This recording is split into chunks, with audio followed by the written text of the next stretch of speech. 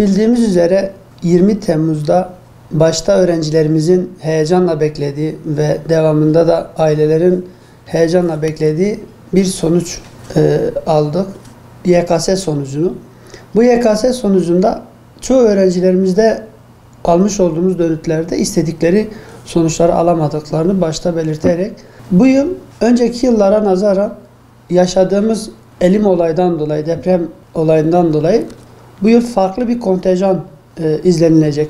Tercih verirken öğrencilerimizin mutlaka uzman kişilerden, yani işin ehil kişilerinden mutlaka bir destek almaları gerektiği konusunda ısrarla bunu üzerinde duruyoruz. Bu konu üzerinde duruyoruz. Kendi başlarına veya işte mahalleden herhangi birinin yönlendirilmesiyle tercih vermemeleri gerektiğini tembihliyoruz bu konuda.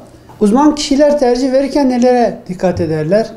Tercih verdikleri illerin mutlaka işte yurt, barınma gibi yerlerinin olup olmadığını veya en başta önemli olan husus ise verilecek bölümün gelecekte o öğrenciye ne katacağı, işte öğrencinin severek o bölümü seçip seçmeyeceği konusunda öğrenci ve rehberlik birimi kendi aralarında bu güzel bir şekilde bir istişare yoluna gidilecektir. Bu en sağlıklı olan, yani bizim kesinlikle tavsiye ettiğimiz yoldur.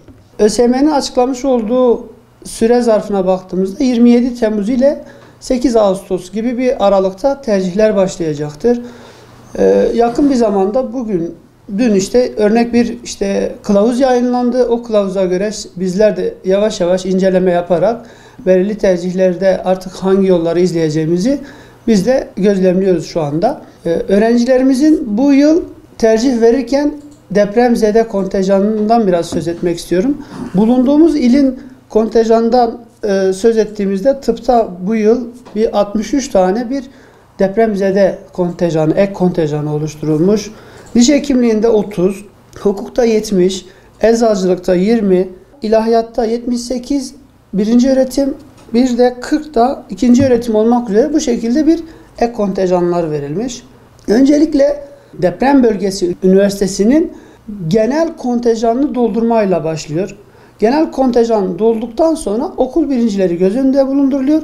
Okul birincilerinden sonra da depremzede yani lere ayrılmış olan kontenjanı da kendi aralarında bir sıralama belirterek o şekilde bir tercihler göz önünde bulunduruluyor.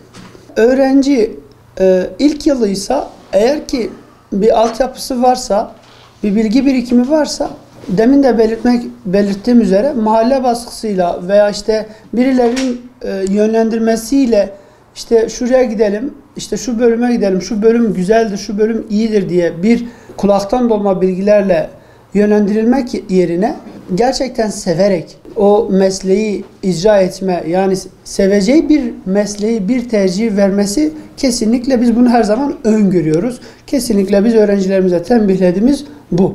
Eğer ki öğrencimiz bir sonraki yıla ben daha iyi yapabilirim, daha güzel bir sonuç elde edebilirim, yani çok güzel bir başarı elde edebilirim inancında, kanaatindeyse o gibi durumlarda biz öğrenciyi kesinlikle kararına saygı duyarak kalması taraftarı olduğumuzu da belirtiyoruz. Ancak 3. yılıdır, 3. yılından sonra bir önceki yılda örneğin hemşirelik gelmiş, bu yıl da hemşirelik geliyor.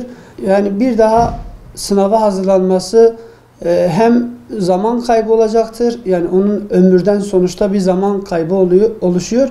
Yani bir bölüm okumasını daha çok tavsiye ediyoruz. Ancak 1. yılıdır, bilemediniz 2. yılıdır. Bu süreçte öğrencimizin eğer ki kendinde o yeterli buluyorsa kesinlikle tavsiyede bulunuyoruz. Yani kalabilirsin, onun görüşüne göre hareket ediyoruz.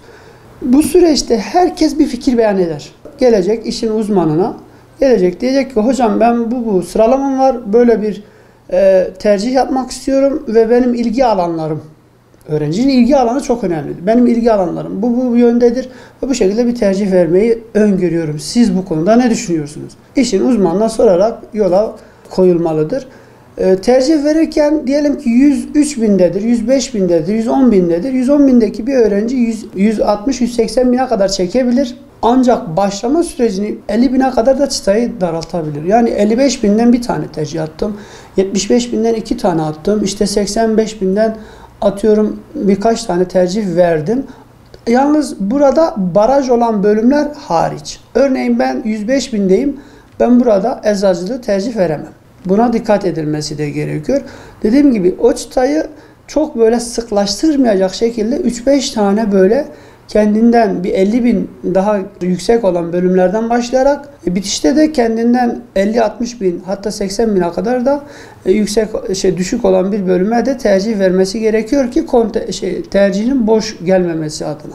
Öğrenci ilk etapta, ilk tercihlerde hani ek kontenjanlar hariç, ek kontenjanlarda puanlar üzerine bir tercih veriliyor.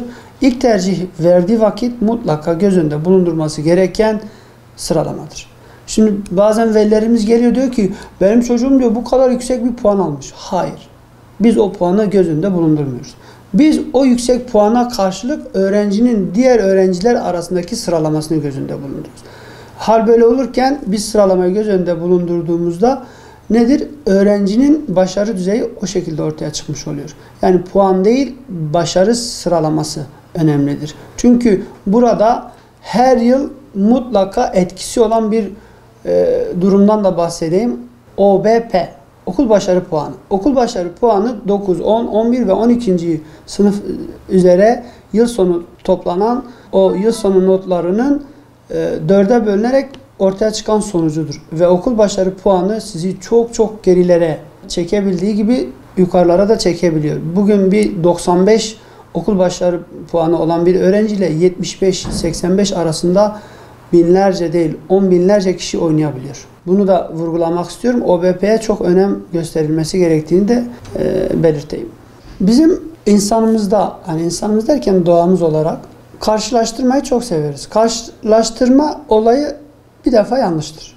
Falan çocuk, falan filan veya işte kuzenin, işte komşunun çocuğu gibi karşılaştırmalarla çocuklarımızı, evlatlarımızı küçük düşürecek söylemlerde bir defa bulunmamamız gerekiyor. Bu çok önemli bir husustur. Tercihlerde son güne kadar ince eleyip sık dokunmaları gerektiğini, çocuklarımız iç seslerini ailelerine duyuramıyorlar. İç seslerini duyurmaları gerekiyor.